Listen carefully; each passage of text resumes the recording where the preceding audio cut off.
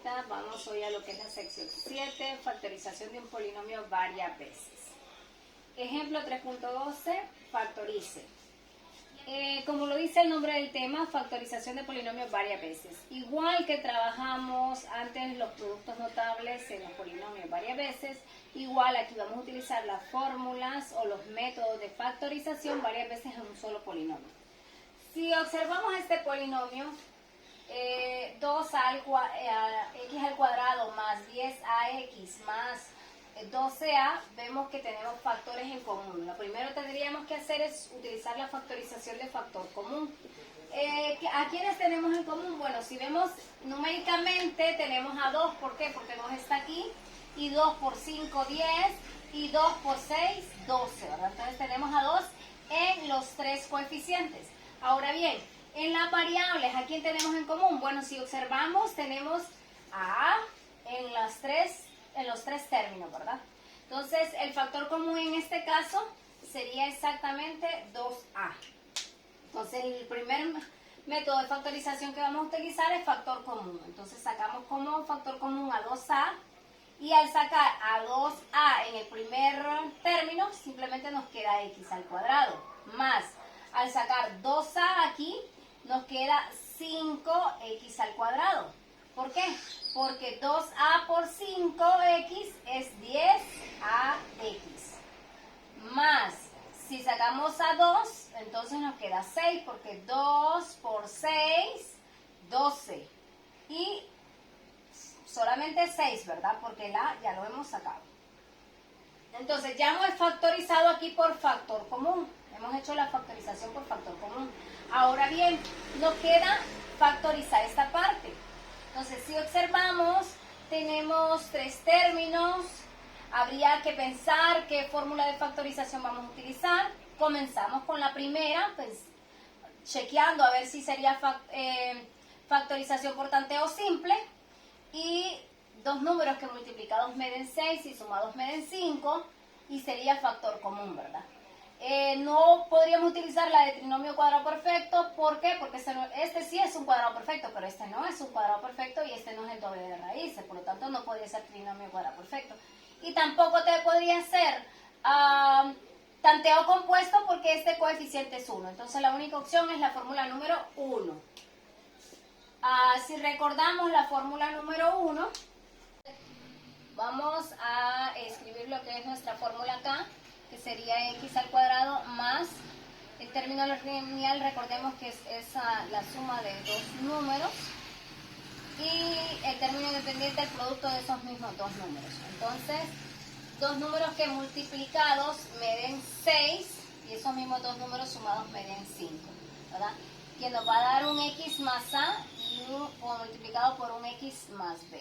Entonces, si vemos, aquí sería, colocamos los dos factores, y x, positivo y positivo. ¿Por qué? Porque estos dos son positivos, más por más me da más, y más por más me da más, ambos son positivos. Entonces, dos números que multiplicados me den 6 y sumados me den 5. Bueno, las opciones, ya sabemos que 1 por 6 no podría ser, porque sumados me darían 7. Entonces sería 2 por 3 o 3 por 2. X sería 2 por 3, 6, y 2 más 3, 5. ¿verdad? Y ahí ya tenemos factorizado ese polinomio. Y lo factorizamos por dos métodos, factor común y lo que es la fórmula número 1, tanteo simple. Ahora bien, vamos con el siguiente ejemplo. En el siguiente ejemplo, primero siempre hay que chequear si hay factor común, y vemos que sí hay factor común.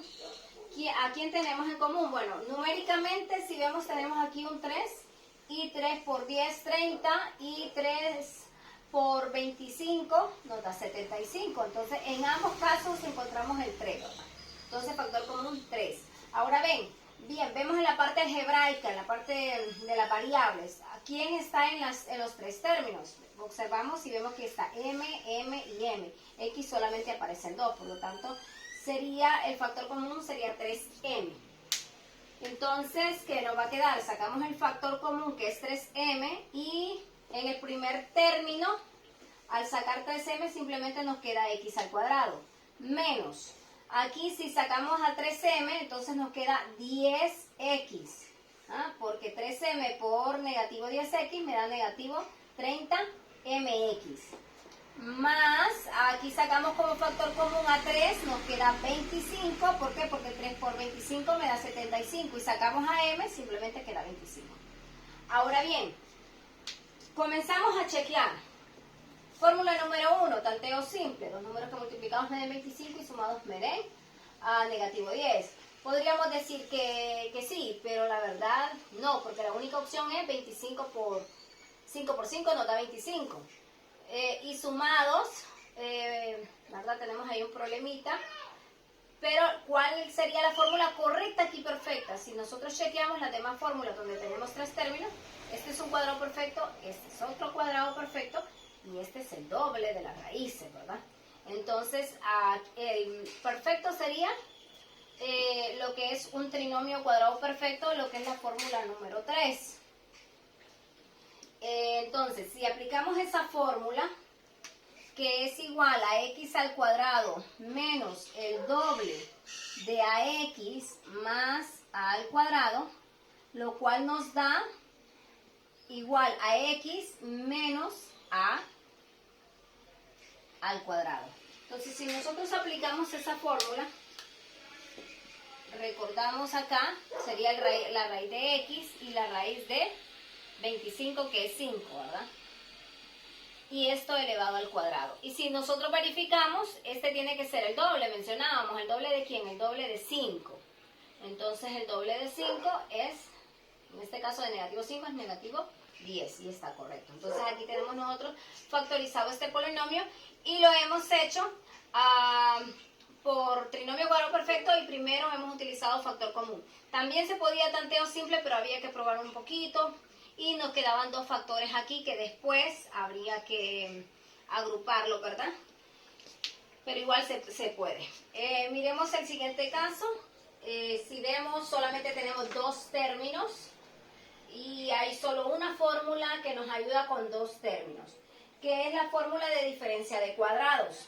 Entonces, si nosotros aplicamos la fórmula de diferencia de cuadrados, que si recordamos, la fórmula de diferencia de cuadrados me dice que x al cuadrado menos a al cuadrado va a ser igual a x más a por x menos a.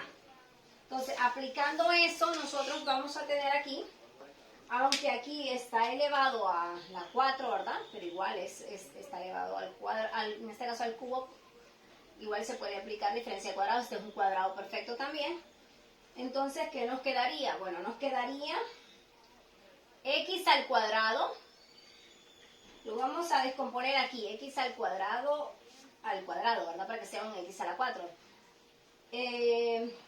Menos 9 a la 2, ¿verdad? Porque 9 a la 2 es un 81. Lo vamos a hacer así y ¿qué nos va a dar? Bueno, nos queda un x al cuadrado menos, ya aplicando la fórmula, ¿verdad? Menos 9 y x al cuadrado más 9. O lo contrario, más primero y negativo después. A mí me gusta más esta forma. ¿Por qué? Porque luego vamos a trabajar esta de nuevo. Si vemos, aquí ya no hay nada más que hacer, ¿verdad? Esta es una adición de cuadrados, simple y sencillamente la vamos a copiar y la vamos a dejar ahí. Pero si recordamos, el tema se llama factorización de polinomios varias veces. Aquí, ¿dónde hay que factorizar más? Aquí, porque aquí tenemos otra diferencia de cuadrados. Entonces, ¿cuáles son las raíces aquí? La raíz cuadrada de x al cuadrado es x y la raíz de 9 es 3. Entonces sería de nuevo aplicar esta fórmula. Sería x más 3 y x menos 3. Y ahí ya tenemos factorizado dos veces, hemos factorizado dos veces este polinomio, x al cuadrado menos 81. Y hemos utilizado dos veces la fórmula número 4 de diferencia de cuadrados en el mismo polinomio. ¿Cuál es la tarea para esta parte? Bueno, la tarea para esta parte sería el ejercicio 3.12. Ahora bien, vamos a lo que es la sección 8, aplicación de factorización. En el ejemplo, de factorización. En el ejemplo 3.13 nos piden que encontremos el área de la parte sombreada. Si nosotros vemos, tenemos aquí dos cuadrados. el cuadrado grande que tiene por lado 17 y el cuadrado pequeño que tiene por lado 13. Sabemos que el área de un cuadrado es L por L, ¿verdad? Entonces, si nosotros calculamos ahí, lo que nos están pidiendo es esta área sombreada. ¿Qué podemos hacer para encontrar esa área sombreada? Bueno, quitarle la parte del cuadrado pequeño y ahí ya tenemos, entonces, sería restar, ¿verdad? Esas dos áreas. Entonces, la solución, el área de la parte sombreada es igual al lado del cuadrado grande menos el cuadrado pequeño. Entonces, tenemos que sería 17 al cuadrado, porque es el área del cuadrado grande, L por L, el 17 a la 2, menos el área del cuadrado pequeño, que es L por L, sería 13 al cuadrado.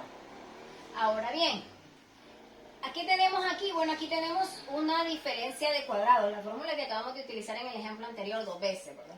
¿Que a qué va a ser igual?